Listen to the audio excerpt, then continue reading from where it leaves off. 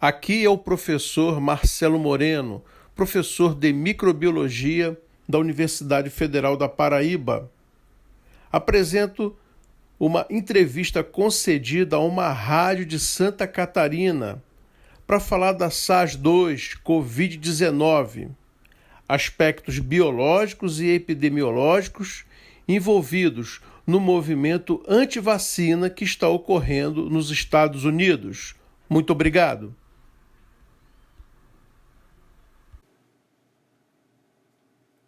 Para o controle de uma determinada doença, como vemos agora na atual pandemia pelo SARS-CoV-2, é necessário que isso seja feito através da vacinação, juntamente com outros métodos que diminuam as chances de infecção entre as pessoas.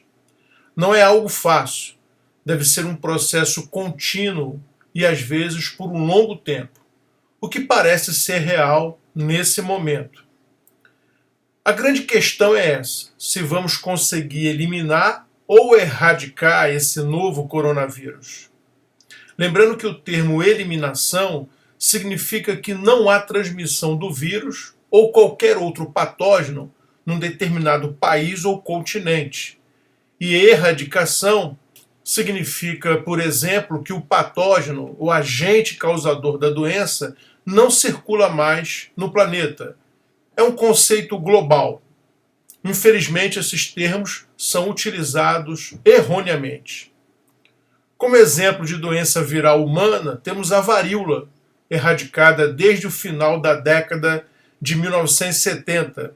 Seu último caso natural foi com um somalês, Halima ou Maalim, em 1977, na África, demonstrando que o vírus da varíola não circula mais na superfície do planeta. Na época, algumas condições ajudaram a Organização Mundial de Saúde a ter sucesso nessa empreitada. Por exemplo, o mundo abraçou a causa, a existência de uma vacina eficaz e barata, a ausência de um reservatório animal que mantivesse o vírus na natureza. Mas veja a situação atual.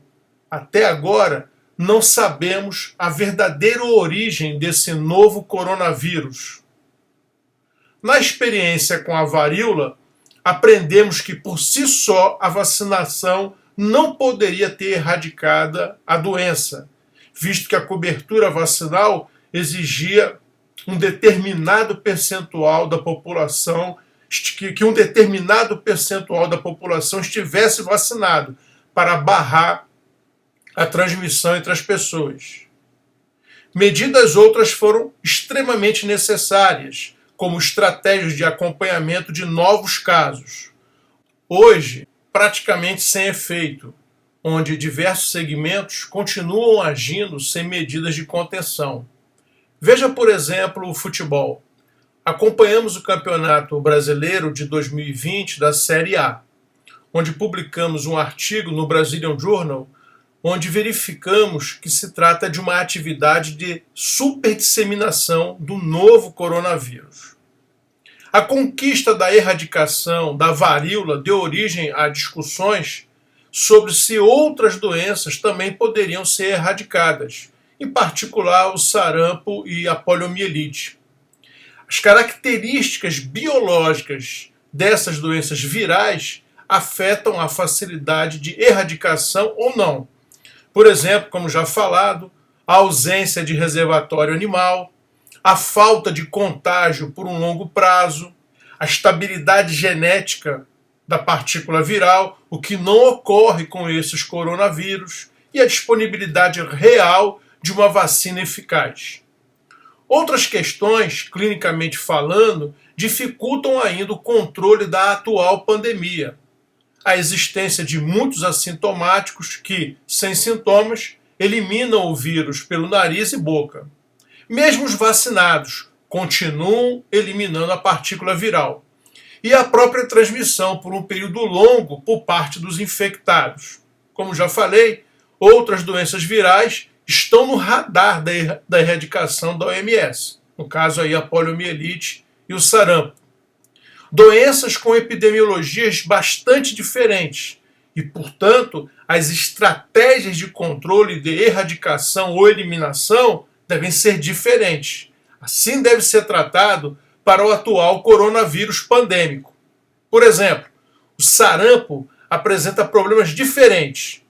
Como as pessoas se tornam infecciosas antes da pessoa adoecer, antes de manifestar sintomas, o que lembra aí a SARS-2, a Covid, não é possível controlar o sarampo tão somente por vacinação, a não ser quando são atingidos níveis muito elevados de imunidade de grupo. Para o sarampo aí estimado em torno de 95% da população. E esse valor é uma cobertura vacinal extremamente difícil de se atingir. Além do mais, não é só vacinar. A vacina precisa ser eficaz e confiável. Aí reside a questão. As atuais vacinas para a SARS-2 são confiáveis? E são eficazes para combater verdadeiramente a pandemia? Hoje, todos têm acesso a informações da dinâmica em seus países e no mundo. O nível de informação atual é muito grande. E dentro desse contexto, existem aqueles profissionais de saúde que contribuem para a onda negacionista das vacinas, muitas vezes divulgando dados verdadeiros para uma população, mas de outros países, causando confusão.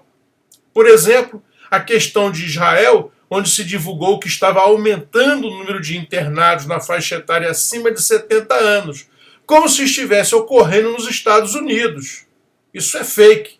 Por outro lado, os dados que aparecem sobre aqueles que tomaram a vacina logo no início e agora estão descobertos, desprotegidos imunologicamente falando, isso é verdade. Aí a ideia da terceira dose para esses, principalmente ali no início, em Israel. O que inicialmente a OMS não concordou. Perceba aí a confusão. Casos de gestantes mortas após a vacinação no Rio de Janeiro, o que levou à interrupção para essas pessoas, amplamente divulgado via internet e emissoras de canal aberto. O desafio é esse, a cobertura vacinal. Na varíola, fica em torno de 50% da população. Na pólio, deve ser superior a 90%. E no sarampo, cerca de 95%. E qual o valor para a SARS-2, a Covid-19? Um outro caso. O que houve com a microcefalia da Zika?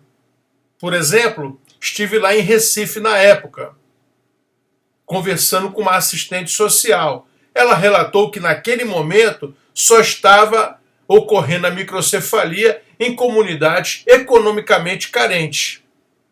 Por sua vez, estamos numa era em que estão controlando as pessoas. Elas sentem que suas liberdades estão definitivamente perdidas.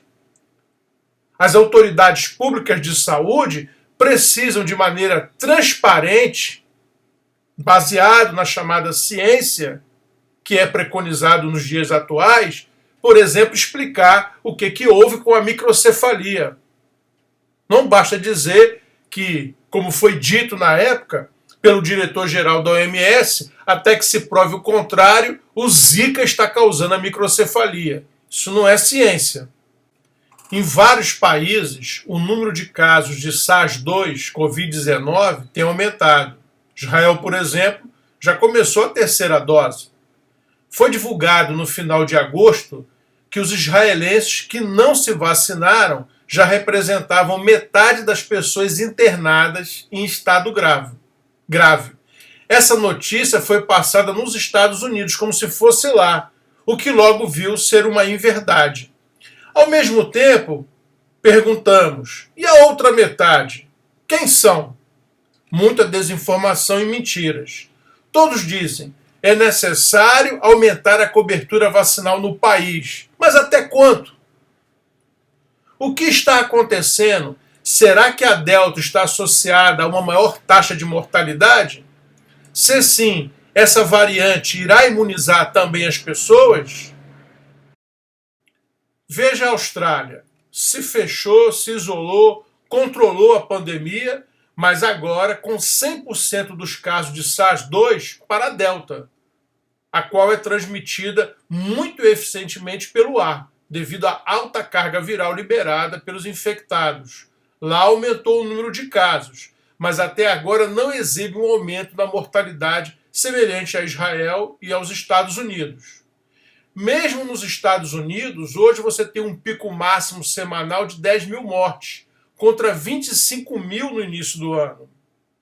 Na Austrália hoje, o pico de casos semanais está em 10 mil casos, com um pico de morte de 40 óbitos. Lá em agosto de 2020, o último pico lá na Austrália, chegava a 4 mil casos, com 120 óbitos semanais. Ou seja, a Delta está infectando mais e matando menos na Austrália, onde 100% é Delta. Pode ser que a Delta esteja aí promovendo uma vacinação mundial em massa. Israel, o pico de casos hoje, semanal, 65 mil, com 200 mortes. Em janeiro, esse valor era o dobro de mortes, com o mesmo número de casos. Hoje lá, 98% é a Delta, final de agosto aí. Algo pode estar acontecendo. Se metade que estão nos hospitais não são vacinados, e a outra metade? Quem são? Nisso, os direitos individuais estão sendo questionados. O presidente dos Estados Unidos acaba de colocar a vacinação obrigatória em grandes empresas para conter a variante Delta. Ao mesmo tempo, as grandes indagações continuam. Os efeitos adversos, os estudos ainda não estão todos concluídos, doenças como miocardite a longo prazo estão sendo avaliados. A vacina é segura? E aí agora a terceira dose. Aí todos entendem que é um experimento. Existe um clima de desconfiança que vai contagiando as pessoas. As autoridades públicas precisam dar atenção a isso. Profissionais capacitados precisam estar à frente. Imprensa local, mundial e redes sociais precisam investir em formas de educação para alertar seus ouvintes e usuários quanto às notícias falsas, além, é claro, de não propagá-las, seja por descuido ou por ativismo mesmo. O que se percebe com muita clareza nos dias atuais que um pequeno fato, muitas das vezes aparentemente sem importância, reflete algo maior, desencadeando grandes consequências, como, por exemplo, um movimento anti-vacina, que se espalha no país e contamina outros. Os impactos sobre tudo o que está ocorrendo devem ser analisados. Os imunizantes atuais devem ser estudados. Será que desencadearam o surgimento de mais variantes, mais ou menos virulentas? Não sei responder nesse momento. De certo, teremos que conviver com essa realidade, já prevista por estudiosos da área desde a década de 1960, em relação, principalmente, às infecções virais. Finalmente, quando analisamos os dados de Israel e Estados Unidos, com campanhas de vacinação iniciadas em meados de dezembro de 2020, observamos uma taxa de mortalidade por milhão de habitantes superiores à do Brasil. Isso agora, dia 10 de setembro, no sábado último. Parece ser muito difícil acreditar que se trata apenas de pessoas não vacinadas. Observe as taxas de morte por milhão em Israel e Estados Unidos. Já ultrapassam o Brasil, que começou a campanha com os imunizantes bem depois. No caso, o Brasil está em queda, mas devemos manter as regras de contenção e não flexibilizar, até porque 100% dos casos em Israel e Estados Unidos são da variante Delta, e no Brasil isso aí está em torno de 37%.